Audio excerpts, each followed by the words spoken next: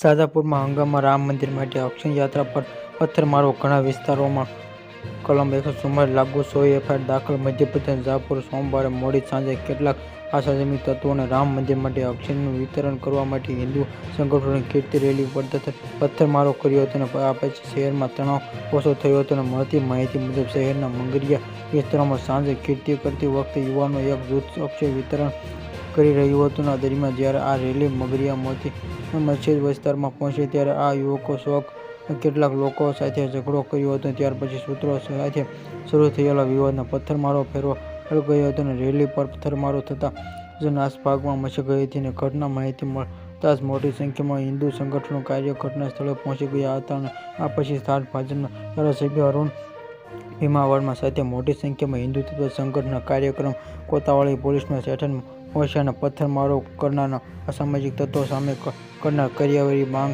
અને 24 કલાક માટે એફઆઈઆર. આ મામલે મોડી રાત્રે ઉજ્જૈન ડિવિઝન કમિશનર સંજય ગોપાલ અને રેન્જ આઈસી સંતોષકુમાર સિંહ શાજાપુરમાં પહોંચ્યા અને સ્થિતિ તાંગ મેળવવા આસામી તત્વો સામે કડક કાર્યવાહીની માંગ કરી હતી. 24 કલાકમાં એફઆઈઆર આશા માટે રાત્રિમાં ઉજ્જૈનમાં સંજય ગોપાલ અને સેન રાજ્ય સંતોષ સિંહ પણ શાજાપુરમાં પહોંચ્યા અને સ્થિતિનો તાણ મેળવવા પોલીસ અધિક્ષક યશપાલ સિંહ રાજપૂતે કહ્યું કે સમગ્ર મામલે 24 કલાકમાં વિરુદ્ધ એફઆઈઆર નોંધવામાં આવી છે અને તેની ધરપકડ કરવાની પ્રક્રિયા ચાલી રહી છે. આ સમગ્ર વિવાદમાં એક યુવક ઘાયલ થયો હતો જેના કારણે જિલ્લા હોસ્પિટલમાં ચાલી રહેલી છે અને શાજાપુરમાં કલેક્ટર રીઝુ બાપટ, એસપી યશપાલ સિંહ રાજપૂત તમામ ઉચ્ચ અધિકારીઓની સ્થિતિ પર નજર રાખી હતી.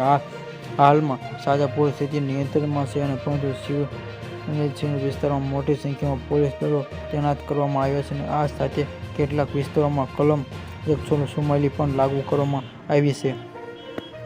Subscribe my channel. આવા વિડીયો જોવા માટે જોડાઈ રહો અમારી ચેનલ.